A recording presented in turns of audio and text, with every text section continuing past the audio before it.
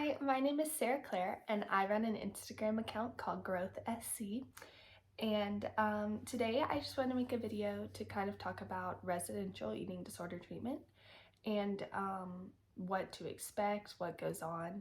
I know before I went, I searched high and low for videos of kind of what to expect. And so I decided that I want to make those for others who might be doing the same thing. So I'm going to talk about the daily schedule, meal we did, free time, all kinds of things. Every day we would wake up at about 5:45, and from 5:45 to 7 o'clock we would have vitals, weigh-in, and hygiene. So every day you did your vitals, you took your medicine if you had it, and you got 15 minutes in the bathroom for hygiene.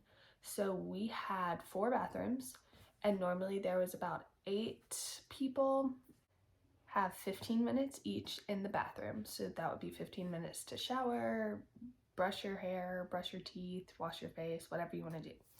And you only got to shower in the morning. Yeah, from 5:45 to like 7 is just like the morning. From 7 to 7:30, we would have just rec time. We weren't allowed to watch TV yet, but we would basically, like, anybody who wanted to do their makeup could. I always journaled in the mornings. You could nap in the like living room common area. And you basically just got prepped for the day. A lot of times we would do morning meditations just for fun, or read, or whatever you want to do.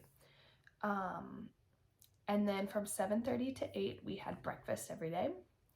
And I'll come back and talk about meals later. And then from 8 to 10, so I was there from over the summer and into the beginning of the school year.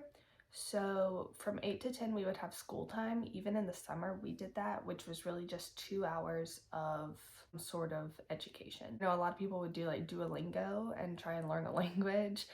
Somebody learned how to knit because it was the summer and we didn't have schoolwork. But then once we started back to school, a lot of us started schoolwork. And then from 10:15 to 10:30, we would have snack. From 10:45 to 11:45, we would have group A. So every day there was either 2 or 3 groups that we would have. We would have lunch from 12 to 12:30.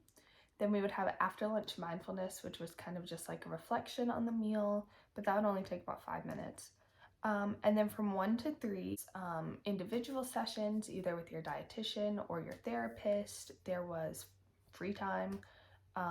Sometimes we would play games, sometimes we would go outside. So at 3 o'clock, we have snack again. From 3:30 to 4:30, you would have your second group of the day. From 4:30 to 5:45, we had free time, and now we could watch TV. From 5:45 to 6:30, we would have dinner. So we did have 45 minutes for dinner, unlike having 30 minutes for meals and 15 minutes for snacks. So after dinner, we would have mindfulness again, and we would once again reflect on the meal. From 7 o'clock to 8, we would have just free time. And so we would continue our movie. Some people would call their parents during their schedule, if their phone time was scheduled for then. And then at 8 o'clock we would have snack, then go do hygiene for the night when it was lights out at 10. So now that I like laid out the whole schedule, I'm gonna get into some of the things that probably didn't make sense. So like I said, first I'll talk about just like meal times. So for breakfast, we had 30 minutes. For lunch, we had 30 minutes. For dinner, we had 45 minutes. And for each snack, we had 15 minutes. Like I said, like you kind of had to stick to those timings for meals. Snack orders. So every night we got to pick our snacks for the next day. So, we actually got a choice in the snacks we ate every day, but the meals were chosen for us. So, and I know that's not at every residential, but where I was, it was like that. Every day it's the same snack choices, but there are weekly ones that would trade out. So we would be able to choose from, there was a lot of options. And I know a lot of people tried to try every one before they left. And I actually think I did try all of the snacks before I left, and they were all very good. Like, no complaints against any of them. And really good cooks. The food was very, very good. Um, and it was a surprise every day, which I know is very scary, but it actually, believe it or not, took a lot of the stress off. Um, just because it was just like, what are we gonna have today? And it kind of became a game where we would kind of like guess beforehand. Um, just trying to like, maybe we'll have fish today, or maybe we'll have pasta, or maybe we'll have salads. Like, I don't know. There was all kinds of random stuff. And I do want to say, if you're worried that it's only gonna be like scary things, we had like every food under the sun. And you can also request, or we could request things we wanted. So I know that we requested avocado toast, and we got that, and it was so good. Options of that too. Like, we could request anything. Not to say that it was going to get passed, but we could request it. And one more thing I wanted to add to that while I'm talking about meals is that, so if you don't finish your meal, you are offered a supplement. And that is like Ensure or Boost or whatever they use.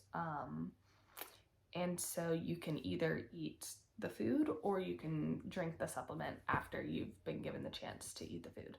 So that's up to you and what you choose to do. But yeah, so, but you are expected to complete either way. So, like I said, and yes, complete. So, you are expected to complete everything on the plate, which I know was very scary for me, and can be very scary, but I promise you can do it. Sharps. So they do not allow you to have anything sharp. That includes razors for the shower. That includes scissors. That includes tweezers, nail clippers, basically anything that's electronic, basically anything that's sharp in any way. They took my earrings when I first came. Um, there's a lot that you can't have. Now, when you get to sharps, um, so there's two levels of sharps. There's supervised and unsupervised.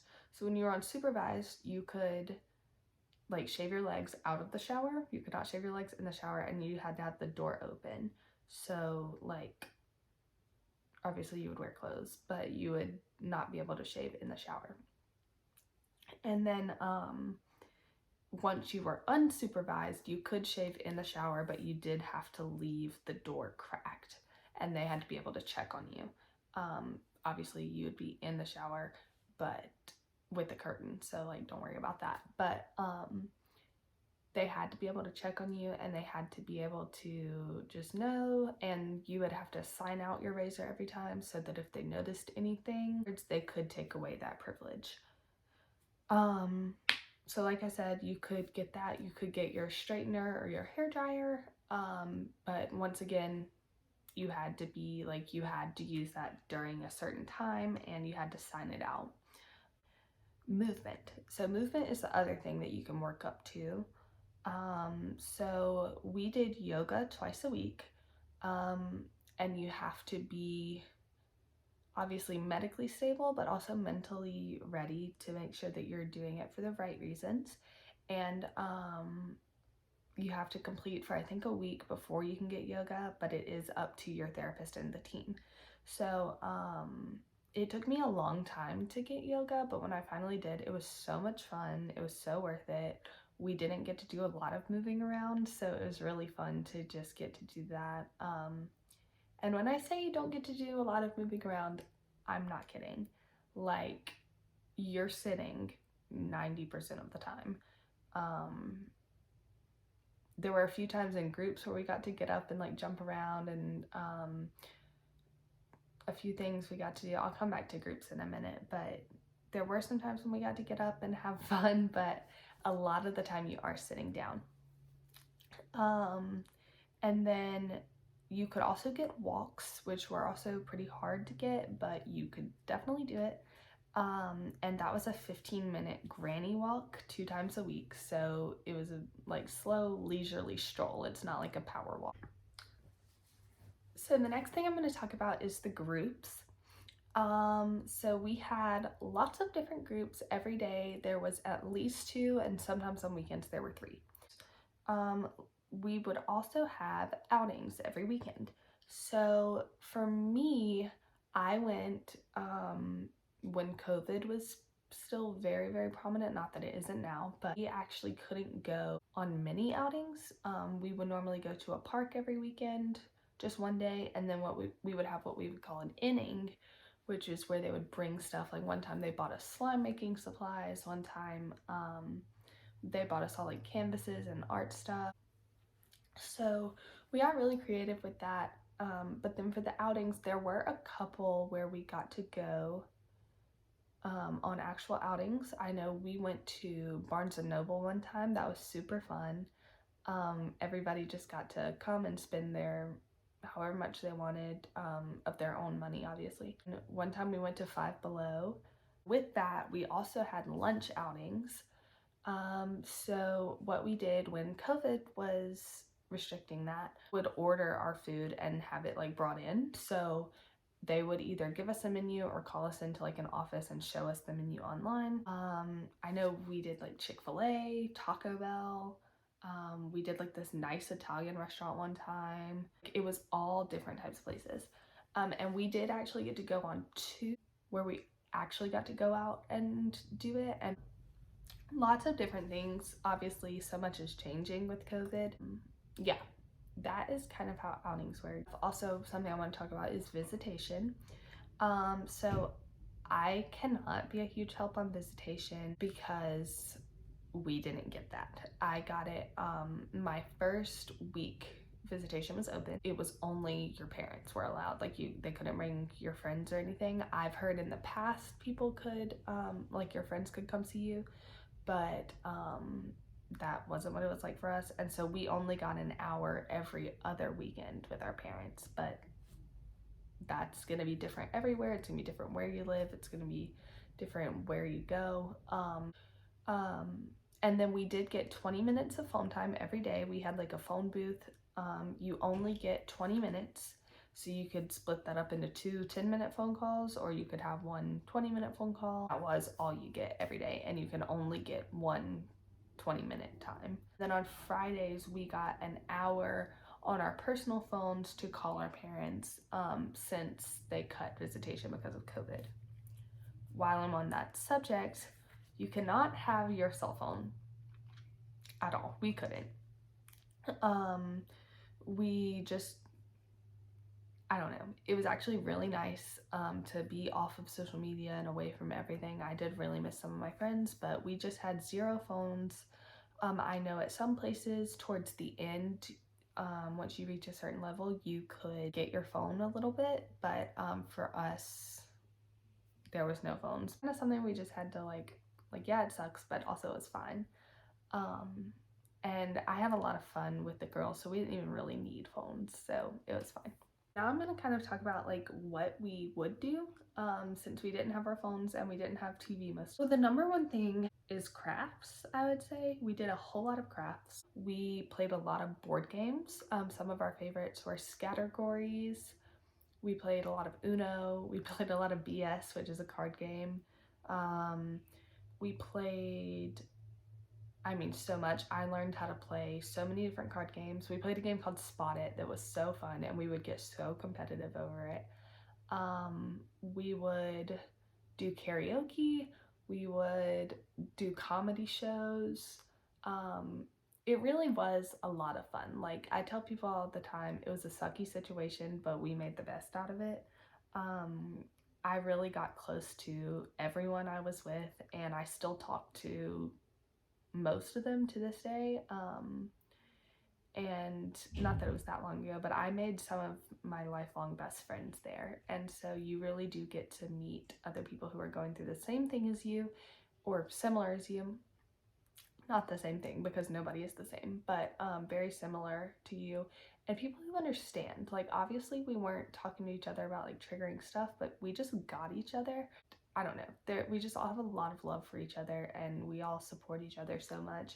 And obviously, there's going to be people that come through that aren't for you. There are multiple people that came through that I just didn't really vibe with and I don't talk to. And so it's just have to be aware that there are going to be triggers, there are going to be really hard days. There were days, I mean, I think everybody there were days where we were crying and we wanted to leave. But I really did feel safe. Um, and I really felt just like it was okay. And as much as I wanted to go home, that gave me a drive and that was one of the best things. I will say you'll probably get very comfortable. You'll probably not want to go home. I know my last few days I was like, I want to go home, but I don't want to go home fix, but you're gonna learn so much to propel you to keep going in the future. Um, like I really don't think I would be where I am now without going to residential. And even though it wasn't my choice, I like to say it was the best choice ever made for me. It was a good experience. So don't forget that out.